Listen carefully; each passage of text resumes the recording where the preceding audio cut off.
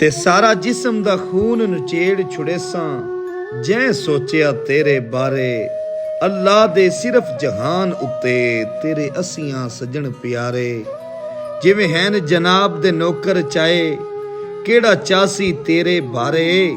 ਜਿਵੇਂ ਤੇਰੇ ਨਾਲ ਮੈਂ ਆ ਮੁਖਲਸ ਇੰਜ ਮੁਖਲਸ ਕੋਈ ਨੂੰ ਸਾਰੇ।